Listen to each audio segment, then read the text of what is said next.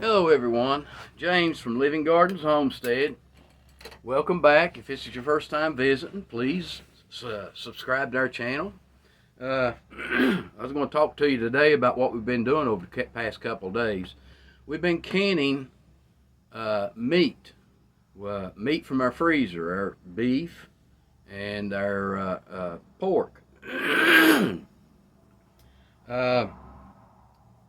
going to start by saying, the hog that we have, we've decided to take her in and have her processed. And to make room for all the meat that we're going to have, we're having to clean our freezer out and preserve our meats that we have in there now and make them shelf stable.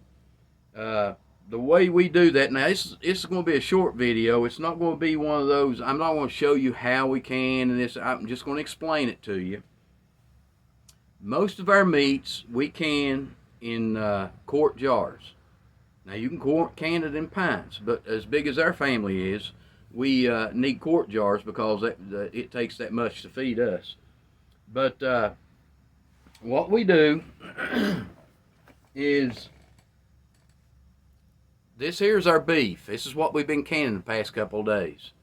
This is the beef that we've canned. And this is the pork that we've been canning. Now this meat, once you can it, it's ready. You can eat it right out of the jar. It's ready to eat. It's cooked and processed and ready. And if you'll notice at the store, you can go back to the dairy or wherever and your fresh meats, the price of those are a lot less than the price of your canned meat if you go buy canned meat. This is what you would consider canned meat. Now, most of the pork that we've canned so far has been ham. And what we'll do is, if we fix beans or something like that, we'll add some ham into that beans. Well, if it's already cooked, then, it's going to be a quick meal. And I'm going to tell you how we can these. And like I said, what we use is quart jars. And any of you out there that don't have one, I would suggest get you a ball book. These ball canning books, are probably the best canning books that I've ever seen. Now, we've got a lot of cookbooks and this, that, and the other, but this canning book will tell you how to can your vegetables and meats and everything safely so that you don't get food poisoning. But what we do is we'll take our meats. I'm try to explain this. Now, like I said, you can get on YouTube or any place and they'll explain the whole process to you on how they can. They'll show you the whole, walk you through the whole thing. But what we do is I'll cut our meat up into chunks, about 1-inch chunks, and I'll fill the jar up to this lip right here on this jar. It's about a 1-inch headspace, and I don't push my meat down in there. I kind of tap it a little bit after I get it up there, but I don't stuff it.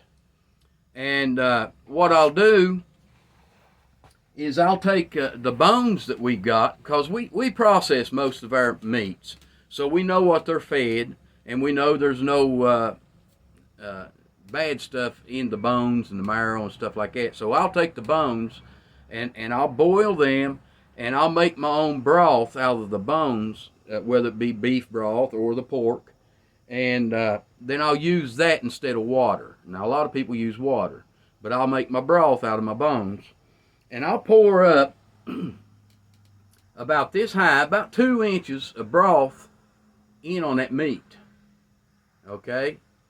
And I put about a teaspoon of salt, and that's all I put in it. I don't put any other seasonings or anything. I just put that in. And let me tell you something. It's good to eat right out of the jar. And like I said, this ball book, if you have never canned, this will make it so simple you can become a canner. Now, the thing of it is, like I said before, I when I was very young, I watched my grandparents and them can. And the way they used to can was in a big pot that they would put out on some rocks or bricks or whatever, build a fire under it. They'd put their jars in there and they'd can that way. Well, see, you can't can meat that way. Meat has to be canned under pressure. So you have to have a pressure canner. And what we do is we use Amiro's, what I use for these, and it only holds 6 quarts at a time. But then I'll put water in the bottom after I put all my jars in. I'll put water in the bottom of my pressure cooker, and then I'll put the lid on the pressure cooker. Then I'll turn my fire on, and I will let the steam start coming out the top. Once the steam starts coming out, I time that for about 10 minutes. After about 10 minutes, then I'll take my, what I call a jiggler, which is a little weight, and it's 10 pounds here for where I live, and I'll put that little jiggler on top, and then I'll wait again. I'll wait till it starts, it'll go pss, pss, pss, pss, pss, pss, pss, pss. I know you're making fun of me right now, but that's fine. But that's about what it sounds like.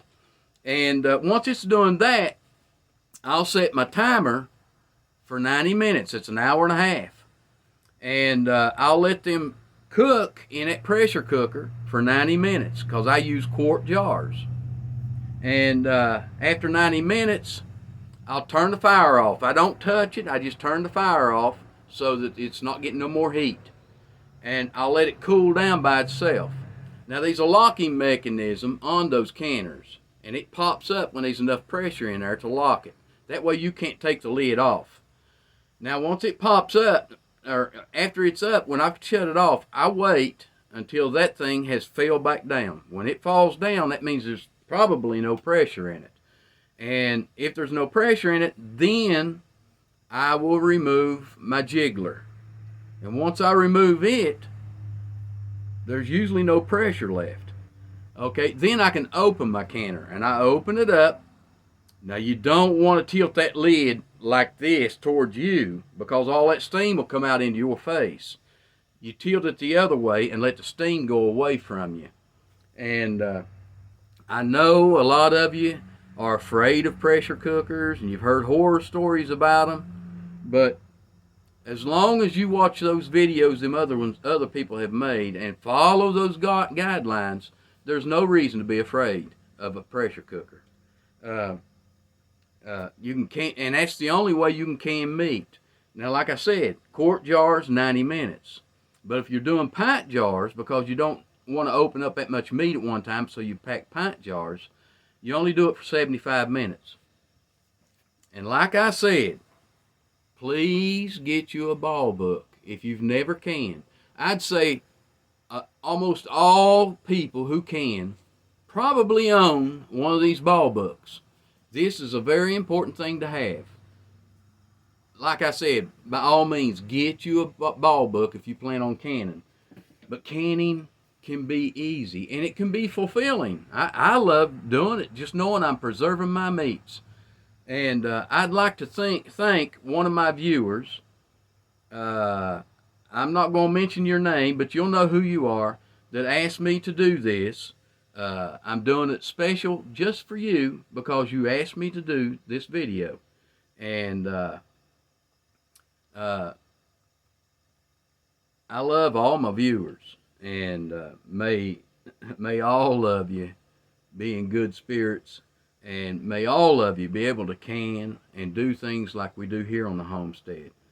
And like I said, you all be good, take care of yourselves. And oh, I forgot, I was going to mention, I don't know if you all have heard about it or not, but that bill that they passed, at $1.7 trillion bill, in that bill, they're ending, for those of you, and I really feel for you, for those of you that get help from the state or the government on your food, I call it food stamps, so I know I'm pronouncing it wrong. They call it something else today, but I'm going to call it food stamps, so, and you'll know what I'm referencing to. The food stamps, according to that bill, are supposed to stop, I think, in March. So February may be the last extra food stamps you get from that pandemic thing. And I know it was a lot of money, and it helped you out a lot. As far as buying food.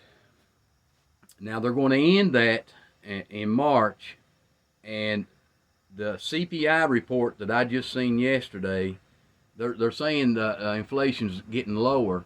Well, all in all it is, but the inflation report for food is up. It's like 10 or 11%. The food prices went up since this time last year. So the inflation on food is up, and take away the extra money you had in your food stamps to buy food with, and the prices of food are still going up, it's going to be tough. I hope you have prepared, like me, not just me, but a lot of these YouTubers has been trying to let you people know, stock back some food, stock back some food. You need food just in case there's an emergency of some sort, or if the prices of food start coming down 6 months from now, you want to get from now till that 6 months later. And I know a lot of you are going to be hurting, and I just feel bad for a lot of you. It's going to be losing that extra money to buy food with, as high as food is. But believe me, we these people out here that really feel bad for you. But anyway, I hope you've been preparing. I hope you've been putting some food back. Learning canning, that's a good way to put fresh food back out of your garden and from animals that you may raise. But anyway, this is how we here on the homestead can our meats. I hope it's helped you some. I hope it's answered some questions. But if you want to know in detail on the canning, there's a lot of videos out there that you can watch. And from, all over meats and vegetables, there's a lot of videos. And that's good. I'm glad people put that out. It helps a lot of people out. But anyway, here on our homestead, this is what we do when we can. And like I said, it turns out good. You can eat it right out of the jar. But anyway, for all those out there, if you haven't subscribed already, please subscribe. Give us a like, a thumbs up, and share us on your Facebook and media. So from here at Living Gardens Homestead, this is James, and I hope this video's helped you. Goodbye.